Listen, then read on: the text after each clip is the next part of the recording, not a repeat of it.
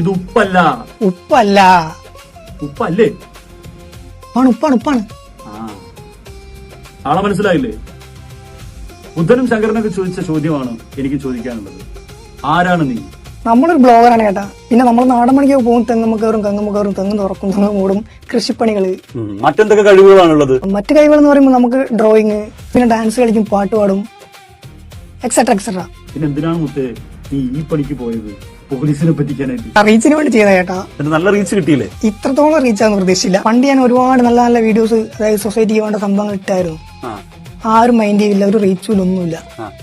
പക്ഷെ എന്താണ് ജസ്റ്റ് ഒരു ചേഞ്ച് വരുത്തി നോക്കി. പക്ഷെ കണ്ടില്ലേ, ഇതേമാതിരി കല്ലുപ്പിട്ട് MDMA ആണെന്നും പറഞ്ഞ് പോലീസിനെ വെല്ലുവിളിച്ച് നോക്കി. 2 തവണ എക്സൈസുകാർ വന്നു. ഇപ്പൊ അക്കൗണ്ടും പൂട്ടി എല്ലാം പോയി. എനിക്ക് അന്നേരത്തെ ഒരു ഐഡിയ വരാൻ വേണ്ടി അങ്ങനെ ചെയ്താണ്. പക്ഷെ ഇമാതിരി ചീത്തപ്പേര് വരുമെന്ന് വിചാരിച്ചില്ല. സംഭവം കല്ലുപ്പാണെങ്കിലും ഒരു ഒറിജിനാലിറ്റികളെ കൊണ്ട് ആൾക്കാർ വിശ്വസിക്കുന്നത് നമ്മളൊരു യൂസർ ആണെന്നാ. ഈ ലഹരികളെ കുറിച്ചിട്ട് എന്താണ്, ലഹരി ഉപയോഗിക്കാൻ താല്പര്യമുള്ളവരുടെ ഉപയോഗിക്കുന്നവരോട് എന്താണ് ബുദ്ധൻ എന്ന ബ്ലോഗറിന് ഇനി പറയാനുള്ളത്? മക്കളെ ഇത് യൂസ് ചെയ്യരുത്, പെട്ടുപോകരുത്. രഹസ്യമായിട്ട് MDMA, കഞ്ചാവ് ഒക്കെ അവൈലബിൾ ആണ്. ഉപയോഗിക്കാത്ത എനിക്കൊരു ചീത്ത പേര് കിട്ടി. സുല്ല്. അതെ.